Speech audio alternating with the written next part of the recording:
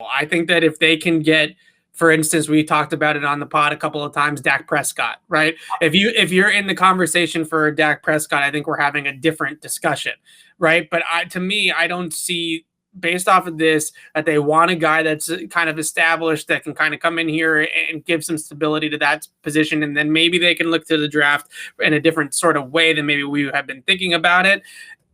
That doesn't scream Marcus Mariota to me, right? That doesn't scream a Jimmy G on his current deal to me. And giving up, let's say they have to give up a 3rd round pick to get Jimmy G back, or a 3rd or a 4th round pick to get Marcus Mariota in here, or something along those lines. That report doesn't suggest to me that they are going to overextend for a quarterback in the veteran market unless they know that it's a guy like Dak who they're guaranteeing they're getting somebody really, really good, right? Like, but then who does it? But what you just described outside of Dak, that's all. That's all the veterans, right? So then it's just Cam. So you're saying Cam's coming back? I still think Cam is coming back. I still think that's the most likely scenario that we're going to. For what it's worth, she already had this morning. He said 35 to 40% chance Cam comes back. I agree with that because you never know what door might open, right? You never know what might happen and what door might open. So I don't. Well, do you think they're just waiting on a guy, whether it's Dak or whoever, to like once that guy's off the table, then Cam comes back? I think so. I think that Cam is their plan B and has been their plan B now for 2 years, right? And I think that that's really their plan. I think plan A would be to hit a home run and get somebody like Dak Prescott. I don't think that's going to happen, and I think that we can all kind of imagine that that's a very low possibility. I think plan 1B is Jimmy Garoppolo, but I don't think that they want to pay Jimmy Garoppolo $25 million next year. Now, you can get him in the building after you trade him and rework the contract and go down that entire route, but I do not think that they want to trade a 3rd round pick for Jimmy Garoppolo and then pay him $25 million next year. I think they would, and I'm not saying I would, but I think they would because they always look at things in terms of, return on investment and things like that. Couldn't you see Belichick? He got a 2nd for Garoppolo, right? He got a 2nd. He gets him back for a 3rd. Can't you see Belichick seeing that as a win? I could see the trade being a win to Belichick, but I just don't imagine with Jimmy Garoppolo's history, his injury history, obviously, what he has brought to the table as a starter in San Francisco is a really, when he's healthy, obviously, you have to caveat everything you say about Jimmy Garoppolo with that. What he has brought is a really steady quarterback when things are not going well, when he's under pressure, when he's blitzed, he's been very, very good. And within 20 yards of the line of scrimmage, he's been an accurate passer. He had more interceptions last year than completions of over 20 yards on deep passes. 2 INTs to only, he was 1 for 10 on deep passes last year when he played. So not a very good deep thrower and not a very good athlete, right? But he's got that quick, compact release. He's got that ability to get the ball out against pressure. So those are things that kind of save him in that category. But basically what I'm getting at is that Jimmy Garoppolo, to me, if they're going to evaluate him on a scale, right, Jimmy Garoppolo is not a $25 million a year player right now. He's just not. So, but he is. They might not think he is, but unless he gets cut, that's what he is. And I think that this is what surprised me about the Reese report saying that they want to do whatever veteran move they make, they want to get it done as early as possible. Is I don't think that Jimmy G is, if he is going to get released, I don't think it's going to happen until after the draft. Right, because I don't see San Francisco having an immediate upgrade unless Deshaun Watson becomes available. I don't see them being able to make that move quickly enough in order to move on from Jimmy early on in free agency. So to me, it feels like a pre-June 1 cut because I know he's got some guaranteed money on his deal post-June 1. It feels like it would be right after the draft or during the draft that maybe they can make a trade happen or something like that on draft weekend. But to me, and again, they can rework the deal a little bit once he gets here, but I just don't see them giving up a pick and then paying Jimmy Garoppolo $25 million next year. If he gets cut and they can get him back on a Marcus Mariota type contract, right, where it's like 2 years, $10 million, escalators if he starts games and stuff like that, that's a different conversation. But I think what you're working with now is what's the veteran quarterback that you want to have for 2021? And then maybe I do agree that they might look at the draft still for a quarterback early, but I think it's going to be somebody like a Trey Lance that has some upside to him, not necessarily a Mac Jones who's just kind of, what you're sort of getting with that player. No, if that's the plan, and again, I'm somebody who's pounded the table for Mac Jones over Trey Lance because I'm floor. But if this is the plan, then yeah, Trey Lance absolutely should be the guy. You get a veteran in here on a 2-year deal. You let Lance sit for a year, and then, however much of the way into year 2, you kind of make that transition.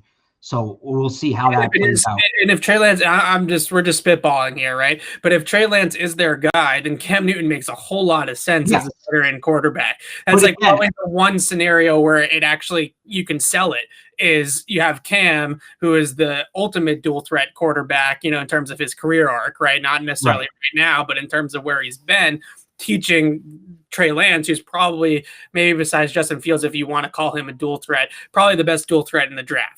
Right. So the problem with that becomes, and I don't disagree with anything you said, and we've talked about this before.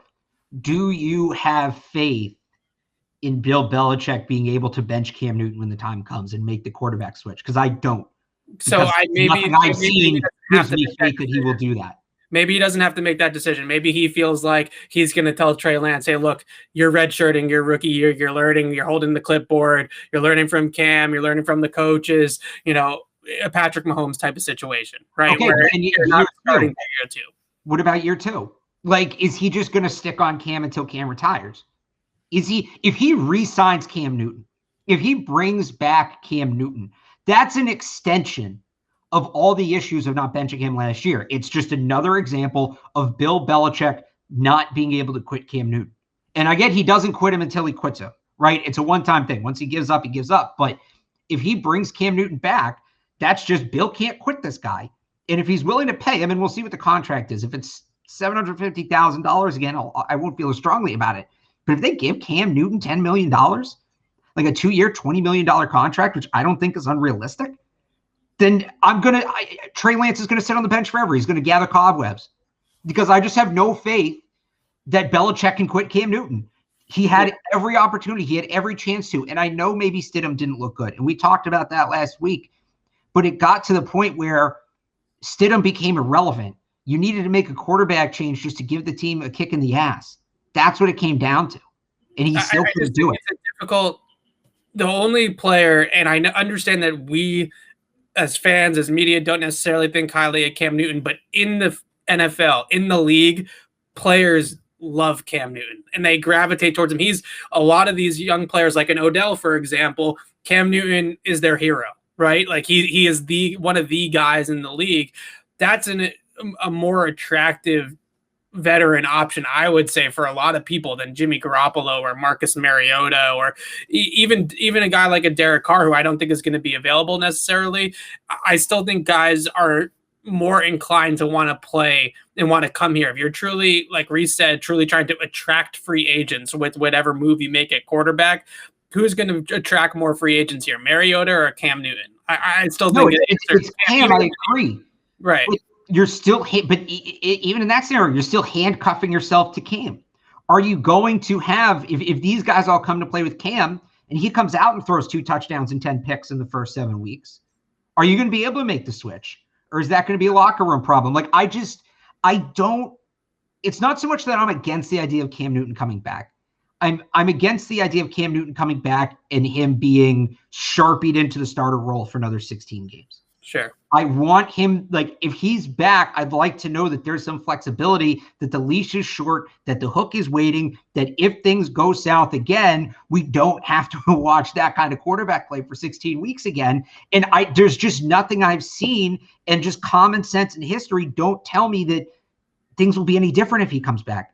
Everything you see, everything you hear, everything we've been through, it just feels like if he comes back, we're just hitting reset. And it's going to be another year where we get to November and Cam's struggling and they're, 4-6, and everybody's calling Cam to be benched, and we get snarky comments from Belichick about why it won't happen. Like, I just can't help but see that playing out again. Well, the reason why it wouldn't play out is if they upgrade at receiver and tight end significantly. At least one guy comes in here to play with Cam, and it's a better situation. Whether or not I think Cam can completely turn around his career at this point, I don't necessarily, but I do think that he can play better than he did last year if he's throwing to Odell or he's throwing to Allen Robinson or he's throwing to Corey Davis and Curtis Samuel versus throwing to what he was throwing to a year ago. So I think there is some element. But is that going to make enough of a difference?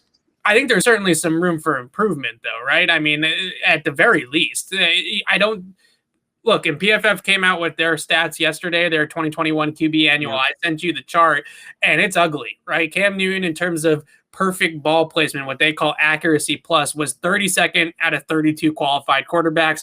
He was 24 out of 32, just an overall general accuracy percentage. And this is actual ball placement they're studying here. This isn't just completion percentage or adjusted completion percentage. This is them going and watching the tape and studying where the ball is actually flying and where the defenders are relative to the ball.